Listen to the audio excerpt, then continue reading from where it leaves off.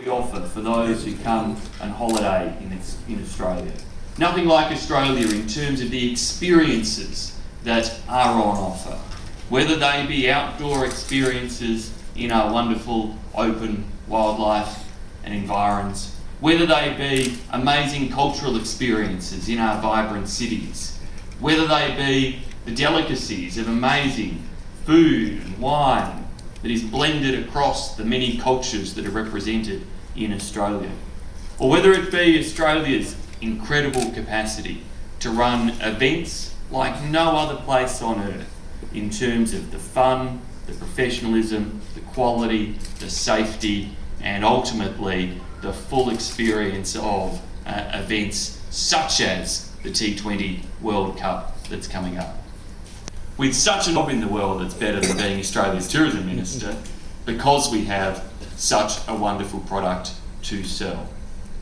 And we've seen such strong growth in the Indian market, as Pip just acknowledged. Around 400,000 visitors travel from India to Australia now,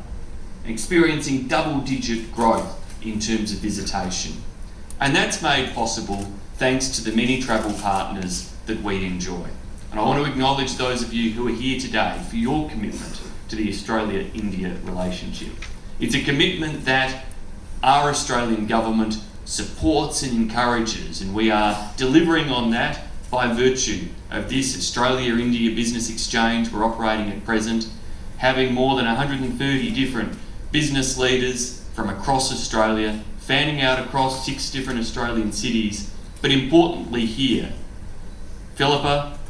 the Chairman of Tourism Australia, the entire Tourism Australia board and senior executive team, as we reach out to travel agents and partners, to partners in bookings, to partners in airlines, to partners who we know are so crucial to helping to expand that reach even further. We've taken your feedback along the way as well, making sure that in terms of making those bookings, securing those visas, we've sped up time frames, and we make sure that we invest alongside you in the relationship. And there's no stronger example at present of that investment than what we have been doing and are doing in relation to the T20 World Cup. As Pip said, we're excited to currently be hosting the Women's World Cup, and we are striving and determined to make sure that the final of the Women's World Cup will break global records in terms of being the largest ever women's sporting event. And then we'll go on and host the Men's World Cup later this year. And we're thrilled to see ticket sales for that driving strongly already. Tens of thousands of ticket sales coming out of India. And we've helped to turbocharge that by investment from government through Tourism Australia. Last year, and when Pip and the team came to me and said, we want to make an additional investment in terms of the T20 World Cup, we put an extra $5 million into the Tourism Australian budget to be able to reach in through different marketing channels and with our partners to sell more packages from India to Australia as part of that World Cup experience.